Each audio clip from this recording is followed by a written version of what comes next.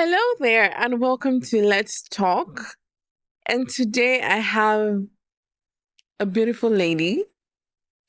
I'm going to let her introduce herself because I don't think I can properly introduce this woman.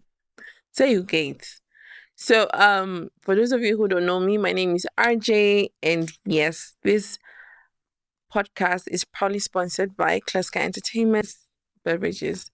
So, I'm going to pass the mic to the most beautiful woman in the room to kindly introduce herself, and then I'll get back and introduce the topic for today. Hi, love. Hello, Rejoice. This is my Jesus. How are you? I'm good. Please How are kindly you? introduce yourself to us. I'm well. Well, my name is Stella Jumbels Okoye, or you can say Stella Jumbel Okoye. Yes, I'm a clinical psychologist in training, and yes, I'm glad to be here at Clear Sky Entertainment with Rejoice. Yay! Yeah, it's such a delight to be with you today. Thank you so much. It's Yeah, an honor. thank you. And like she said, she's a psychologist, and today's topic is mental health. So we're going to be touching different parts of mental health, and also we're actually going to focus on the boy child because it's the people's boys. The people that is to talk, all these male species, people are not talking, people are going through a lot, but you guys are not saying anything. So we're going to talk about the effect of your silence on your mental health, and then the genesis of mental health crisis. Right. Yeah. So let's delve into this. Are you married? Yes, I am. Oh, yeah, I'll block road for people. She's beautifully married. Don't worry. Yes, If you want to see who her husband is, come and meet me, and you'll feel form. So let me ask. I have this question that has been burning, right? And I don't think we have given justice to this question. So let me ask. It's the very first question, right? You're a psychologist. Yes. You work with psychotherapists as well, Yes. right? Do psychologists and psychotherapists believe in souls? Souls. Yes. By souls, you mean that like the spiritual Like being the of the spiritual, person? yes, the Of course, we spiritual. do. I mean, we have our own. Most of us are Christians. Most of us are active Christians. In fact, we're deeply connected to our own roots. You know, each person has his or her own spirituality Yeah. and also religion. Yeah. So, yes, we do. We do, and that's why we understand that the whole human person is not just psychological. So there is psychosocial, spiritual aspect of the human person. Psychosocial, bio-spiritual aspect of the human person. So it means there is psychological aspect, there is social aspect, there is also biological and spiritual aspect. Very good. I cannot repeat what she said because psychosocial, biology, physics, spirit, all those things. But it's really interesting because half the psychologists and therapists I've met are atheists. If are those ones just believe things happen by life and chance. And it's really interesting to know that you guys are actually very connected with spirituality, right? So let's delve into this. What is the definition of mental health? Well, Because I don't think we define mental health in the correct way. When you say mental health, everybody thinks it's when you're psycho. no. So what is the correct definition of mental health? Let's debunk that. Yeah, I think notion. just to make it a little more easy to understand, mental health includes your emotional life, it includes your social life, it includes your psychological life, and it's basically how you think, how you feel, how you act, which also in turn affects your decision making, your style of life, and the way you handle things around you. Okay. Yeah. So now the aspect where we define mental health that has to do with depression, suicidal thoughts, all those negative things. How would we categorize that, or is there a specific term for that? Yeah, so when an anyone, irrespective of your age, irrespective of your status, experiences, things like depression, suicidal. That's now where mental health practitioners come in for the rescue. Okay, we're not coming in for the rescue, but more or less to empower that person, to work with him or her through the entire process, so that him or her can actually be able to gain the coping mechanism to be able to handle that situation now and also prepared for the future. So is there a name for that? Like mental health? You can call it mental health intervention. Yes, yeah. So if I'm going to mental health therapy. Mental health therapy. Yes. That's when now or psychotherapy. So there are psychotherapies, there are counseling, psychology, clinical psychologists. Yes, yeah, and all of that. Yeah. For me now, for example, if I'm going through a depressive state, would it be classified as a mental health crisis? Yeah, it will be classified as a mental health. And at what point do we now draw the line and say this is mental health crisis? Yeah, well, in the process, usually when throughout our life, when we are fine, there are those times that we are fine, actually. We're going through life, everything around us is okay. You're emotionally all right, you're psychologically fine, you're socially connected with the right people. So, but when any of these things kind of go off the border, and if you do not have the agility, the ability to handle it as a person, then it can take that person to a mental health crisis, one of which can be depression. And depression begets suicide. Suicidal thoughts, or suicidal ideation, or suicidal attempts. And there were actually people who have actually attempted and they succeeded. So from that mental health. So the reach for mental health practitioners is to empower individuals to be able to learn how to talk about their mental health situations. Yes, and that's very important for everyone. Yeah. Speaking about empowering people to speak, I know that we ladies, we tend to speak about our issues a lot, right? We tend to open up easily. Yeah. Now, when it comes to the boy child, it's totally very, very different. Like it's like 2 peas and a tube of yam kind of scenario. Do you think the society has made it that way, or do you think it has to do with the upbringing of the child?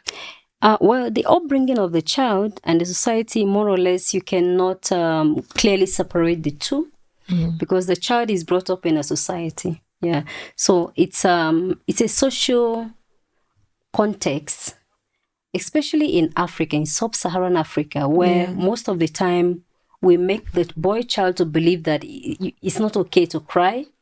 Yes, it's not. It's not okay. Don't cry.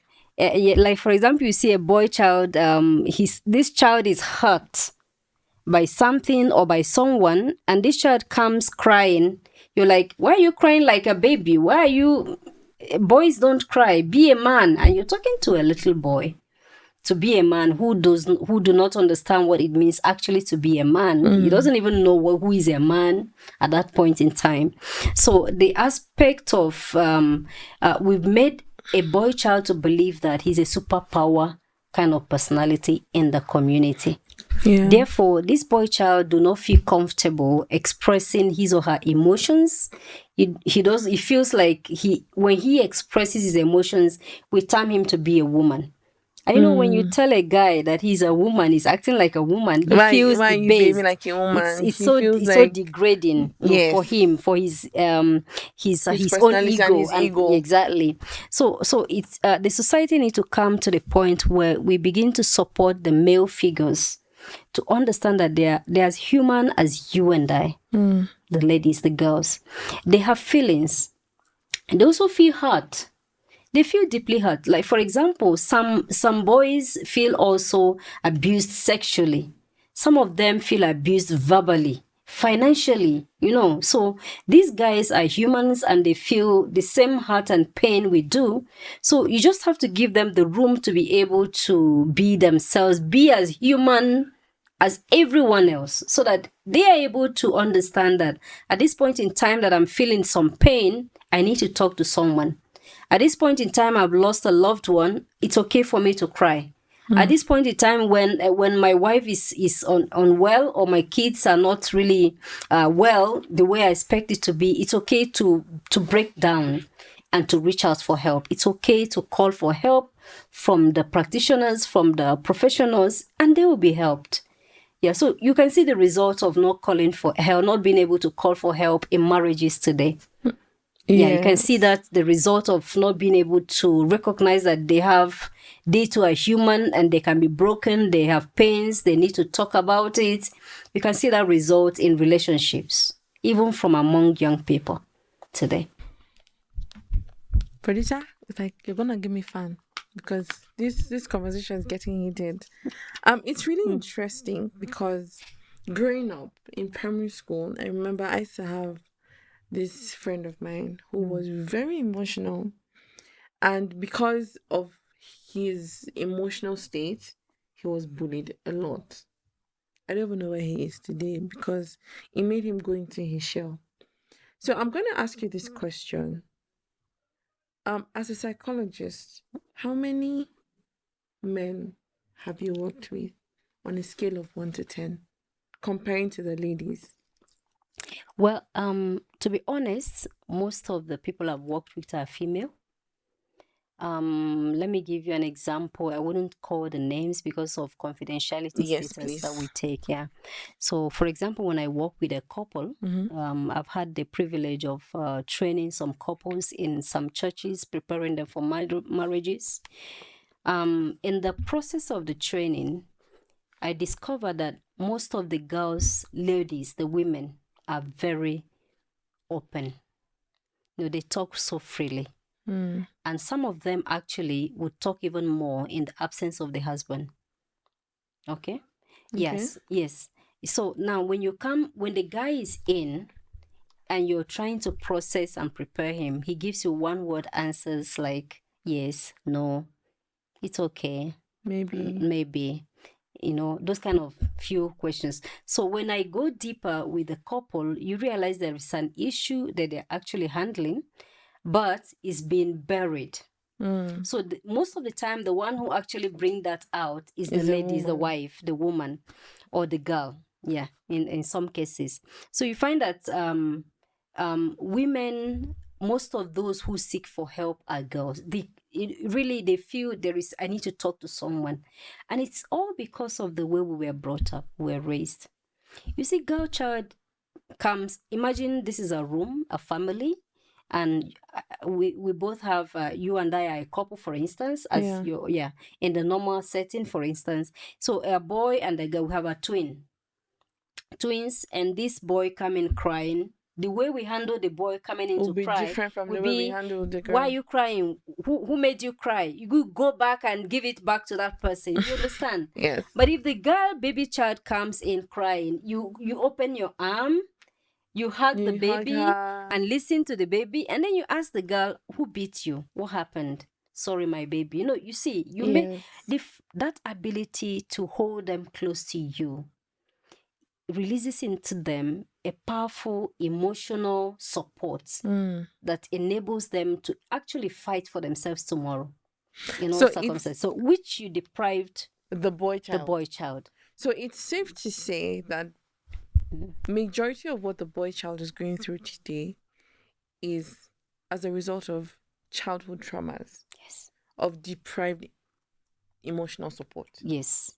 How can we change that narrative? Because I never marry you. Plus, I don't want to be that kind of woman who will nag her husband to sleep. Yeah. Well, you don't look so. Anyways. Thank you. Yeah. And I don't want to be that kind of person where my husband would rather find solace outside than find solace with me. And growing up, I have seen my parents work things separate, but in as much as they worked out their stuff, I never heard my parents argue. I won't even lie. Mm. But in as much as they tried to work out things, I felt like there's some other things that my dad was holding back that my mom didn't know about, and she would have handled better in a better way. So now, with the Gen Zs, we have very low tolerance level. Mm.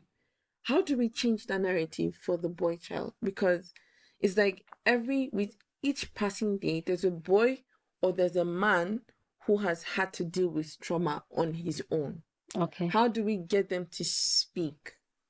Well, I'm going to take that in two ways. One is for the boy child that is growing young right now. Then the second part is for the grown man or the grown young adults who is trying to navigate through life, Yeah. and who had been sort of abandoned emotionally in the past. So one, for the growing child, the boy child, it's a little more easier if the parents receive the proper awareness, the proper formation, the proper attention they need to understand that they have everything this child needs to become the man he ought to be. But unfortunately, history has its bearing on us. Yeah. So most of our parents are actually on trial and error kind of process of style of parenting. So you find that it's so difficult for a dad, to sit with your son and you're comfortable, emotionally comfortable around your son.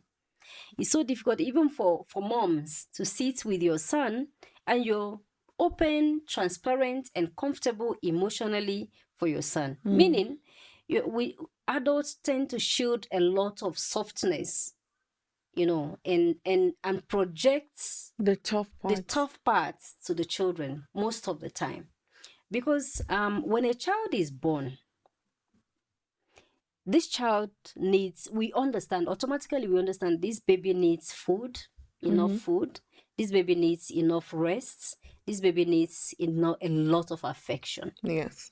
When this child is born, as soon as this baby begins to speak and go to school, run around, play, we tend to forget that we continue to give food and we reduce the rest, because we need to make this child to have academic performance at school.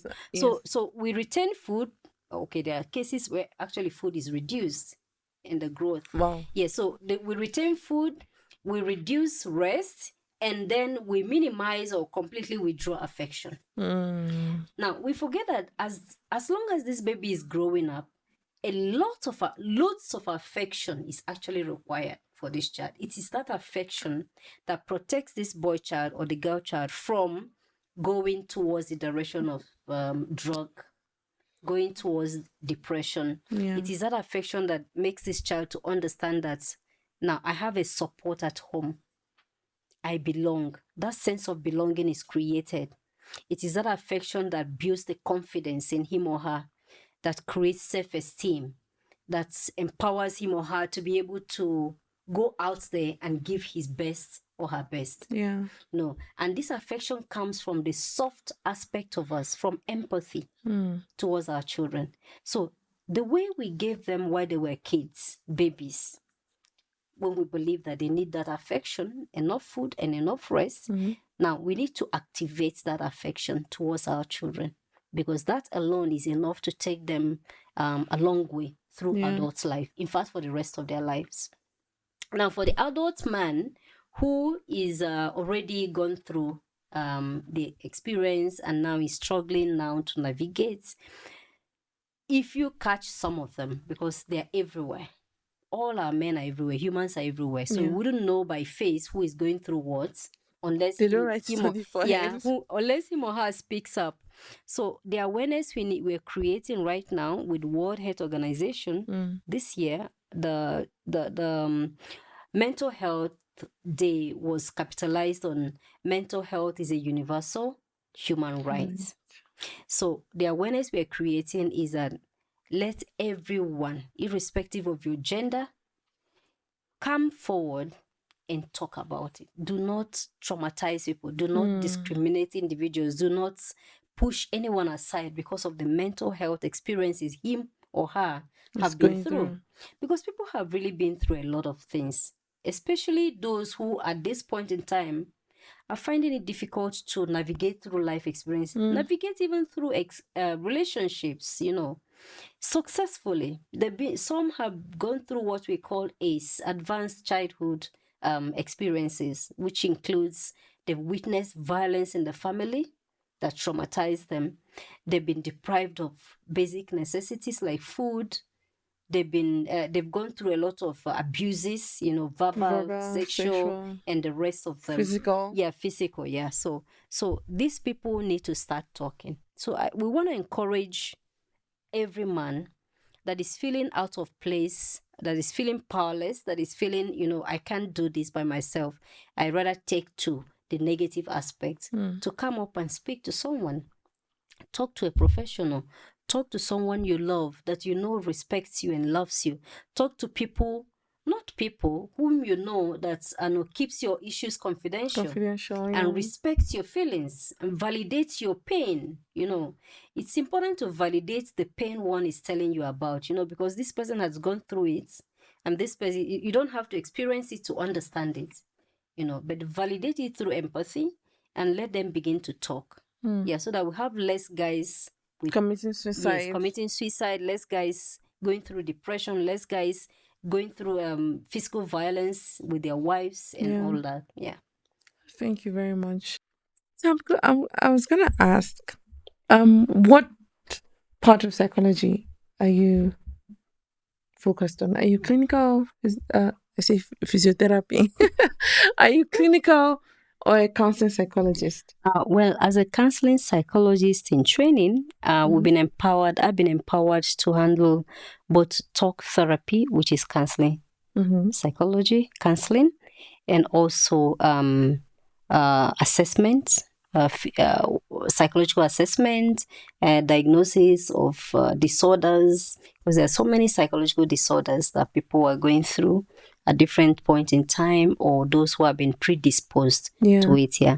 So as a clinical psychologist, we have everything all in one.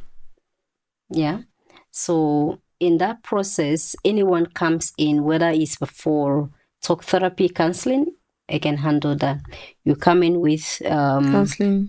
disorder issues can be handled as well. But my personal niche, now I have a personal niche. Yes. Now my niche is specifically for children. So I have a new thing which I'm actually so passionate about, which I call adults for children. Now, adults for children implies that there's so many adults who have actually abandoned kids. Every adult around children, or any adult living with a child, whether caregiver, parents, house helps, adults, siblings, it's an adult, yeah. And you have a kid or a child in your presence. Yeah. My intention is to create that awareness amongst adults about how to safeguard the child mental health wellness. Oh, that's interesting. And to activate it. Because once that aspect, that stage of development is trapped and done properly, that you have less issues to handle when the child becomes an adult. Yeah. So calling on parents to create awareness on parenting, a play therapy to allow your child even to play during school days, not to stuff that child with a lot of mental activities like study, and no plays. Yeah, is enough to make that child feel so depressed in the process of school days. While learning ought to be fun. Yeah. So my niche is towards parents, adults, for children, specifically for children. That's really interesting. You should make it an NGO, by the way. Thank you. So that we can actually get to learn more about this. Sure, thanks. So sorry, because we're about to round up, because I know you're a very busy lady. I just have about 3 questions. All right. Is that okay? That's okay. Good. It's all right. So as a psychologist and as a mental health activist, because I believe that's who psychologists are, yeah, right? Sure. Do you think there's enough sensitization about mental health? No, there is not enough sensitization. In fact, a lot of people are living in denials. A lot of people are not even aware. Let me give you an instance. Right now, I practice with Beacon of Hope. Now, Beacon of Hope has kindergarten, it has primary, it has secondary school, junior school, and it has a technical youth center clinic. Yeah. Now, one of the days I was walking, just taking my walk around the kindergarten's area, a parent came in. Now, the head teacher introduced me to the parent, and the parent is like, wow, so why are you here with your psychologist? What are you doing with kids here? I say, kids also needs mental health. Yeah, they also needs an intervention. Help. She's like, what? How? Babies? What do they know about? I mean, what's their problem? So that got me thinking that there are so many parents who have no clue about the possibility of children having mental health issues. They may not have the serious ones like in schizophrenia, but they have kids experience depression, children experience anxiety, and a few of those. Yeah. So if parents are informed, they will supervise their children better. They will be more attentive to the kids. They will change their parenting style. So some parents actually do not know, or maybe take it for granted, that their kids can pick things from them, and their memories are so sharp, they would remember. Yeah. That's why they remember, they replay outside, at school, to their teachers, to anyone who they feel comfortable around. So if parents are better informed, if their awareness is created amongst adults generally, continuously, consistently, I think between now and for a long time, there will be some change. There will be some generational change. Because we really need that change. Yeah. We have a lot of broken people. Yeah. Which would lead me to the next question before we now go on. How do you think we can help ourselves as both the girl child and the boy child, and as adults? How can we help ourselves from bleeding on each other when it comes to our mental health? Because a lot of broken marriages today is because one person bled on another person, or both parties bled on each other, and they're not able to, resolve that issue. And most of them coming from childhood traumas, from what they've not effectively dealt with, right? So moving forward, how do you think we can properly help each other heal? Yeah, that's a very good question. Now, number one is empathy. Every relationship without empathy is doomed for violence. I mean, violence will certainly set in. Empathy helps you understand that your partner is going through something, and you understand and give him or her the space, look for ways to help him come out of this. Yeah. Empathy, compassion, all of those, like in marriages, that's where media has come into play. Most people see couples on Facebook, online, lovey-lovey, dovey-lovey, and all of that. So they think that this couple do not have challenges. They actually do. There is no perfect marriages. There's no perfect relationship. The difference could be that this couple have found a way to empathize with each other. Now, once you expect your partner to be perfect, the type that you've dreamed of, the type the ideal perfect partner you've thought of and wanted, there is no ideal that has become a reality. It's just a picture you're looking at. You walk towards it every day.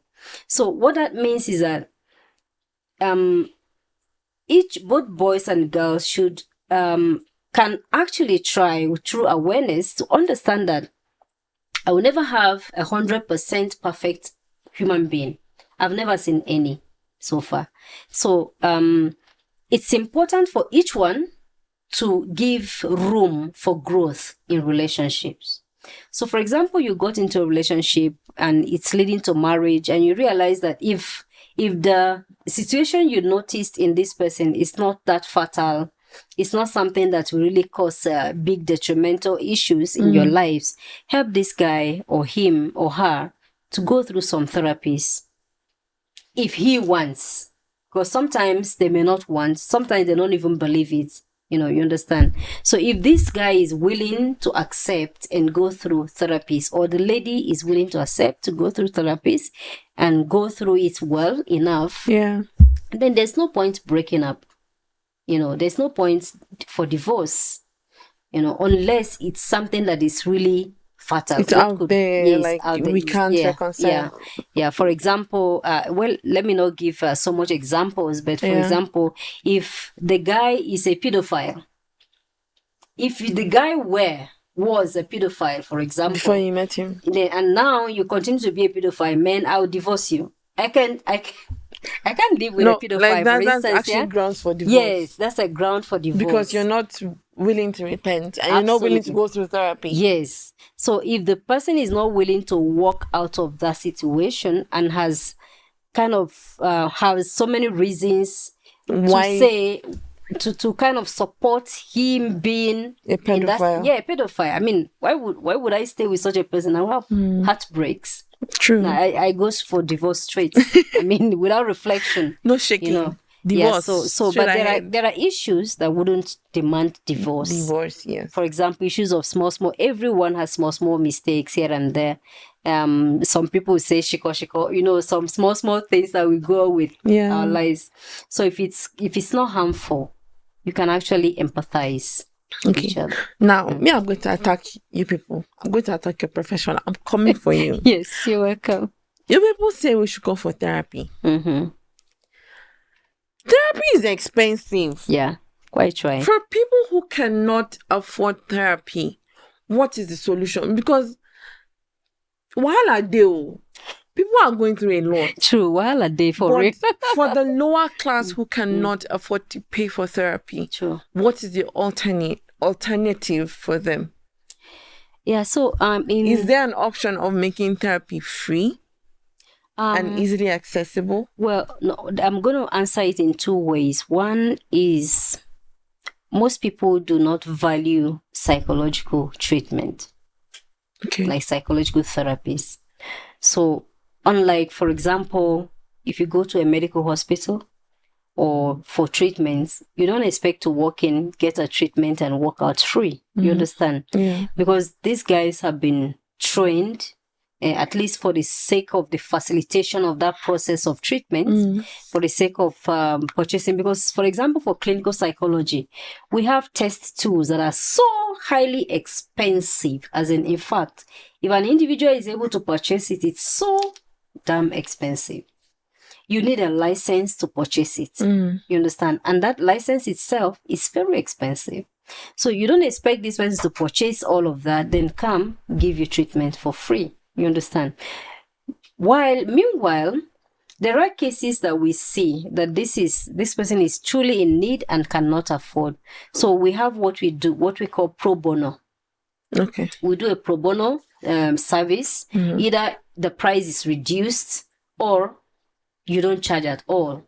But that's not going to be for a long time. It's not going to be for all the sessions, because if you come for a session, you do like at least 6 sessions. At least 6. So from 6 sessions and above, but not less, to be able to go through entire process of healing, depending on the situation. Yeah. So some would actually tell you, no. I tell them 6 sessions. They say, no, I'm not going to stop at 6 sessions. I'll keep on coming until I'm well. So these are individuals who have seen the need for it. So this is not from a personal point of view. Okay. Yeah, but so that tells you the community in Africa, specifically sub-Saharan Africa, do not yet value the importance of psychological therapies, psychological wellness, psychological treatments. So that's why they walk in and expect it to be like, after all, why can't I do it for free? You understand? Yeah, which is not going to happen. Yeah, because it's a treatment that you cannot get from the medical hospitals. It's a treatment you can get from spiritual pastors or spiritual guys, priests, and all of that. So it's on its own a specific, unique treatment that every human being requires, especially those who are going through down times in their lives. That's okay. So you had made the last question.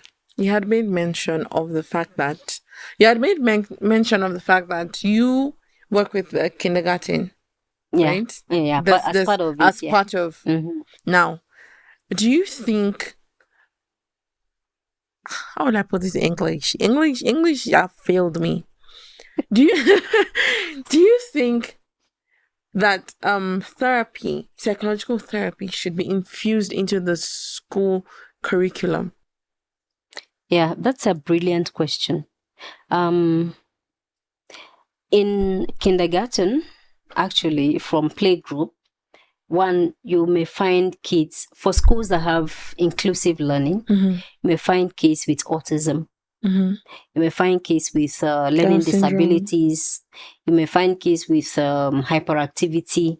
Yeah, and all of those. You may find kids who are continuously crying, depressed, no matter what you do. You may find kids whose parents just divorced, and they're going through the aspect. They may not know the name of what they're going through, but they're going through the aspect. They can feel it. They know that their mom is not around. You might find kids whose mom is experiencing postpartum depression, and the mom just decides, I don't want to be with you. I don't want to see these kids, this baby. And this baby must have to go to school. You don't keep him. Keeping him at home is worse. It's worse. So these are children who need psychological intervention. So in schools, I would advise, it's high time, it's actually overdue for every school to employ psychologists in the school. Not just one, but depending on the size of the school, at least one. Yeah. So some may have more than one. Have an office well set up to attend to children. Like in some schools nowadays, they employ actually fully trained nurse, medical personnel to be in school as a part of the school staff, And these are things that school owners, school managers, and teachers and staff should start thinking about as a way to help the children balance the learning. Because if this child is not comfortable, is not emotionally stable, all your efforts in teaching, most of them would be in vain, or some of them would be in vain. That's why you see a kid is learning, but this kid is not able to recall. A kid has gone through a form of learning sessions, a term, the performance is so low. These are the reasons. That kid is going through a lot that no one is seeing. And to make it worse, some teachers resort to physical violence more by beating the child, and some resort to verbal violence by calling the child names, or just rejection, treating the child differently, and this child feels worse than before. At home, it's not good. Now in class, school, again, it's not good. It's not good. So where is he going to go? So you find children begin to form groups for drugs, cliques, addiction, and even what do you call it? Those who go through their phones and addiction to phones and mobiles and all of pornography and the stuff, just to find a way to let out. Yeah. So it's high time schools begin to inculcate that as part of the school plan, to establish a full-fledged office for counselors, psychologists. Yeah. That is a lot to take in. Yeah. But I've really, really learned a lot. Thank you so much. Yeah, thank you. Thank you. God bless you. Thank you for having me. So, you people, in fact, I'm going to make it a point of duty to have a psychologist as part of my life plan, because in this life, you need a doctor, you need a lawyer, you need a psychologist at this point. Yeah. So thank you so much for throwing more light. And for those who don't know her, her name is Stella John Bell Okoye, right? And she's a psychologist. And I will drop her email address in case you have more questions. You can kindly reach out to her, and she will give you an answer. For the boy child, it's okay to speak up. I think we've established it's that. okay to cry. It's okay to cry. It's okay to feel It just down. means you're normal. Reach out here. Leave society. Society will be all right. We need you to be okay. We need more men to feel okay. We need more men to be perfect. Yeah, and it's okay to experience affection. Not perfect in that you're a man, you should not cry, but be vulnerable. Yeah. Right?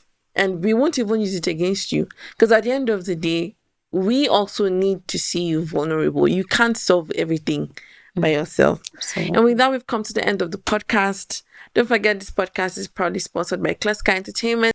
And please don't forget to like, share, subscribe. If you do not, I'll appear to you in your dream. I'm just kidding. But just make sure you like, share, subscribe. Share what you think about this whole mental health topic. And also give us more light on what you think about mental health. Also, follow us on our social media platforms. On Instagram, it is Clear Sky Entertainment. On TikTok, it is Clear Sky Entertainment.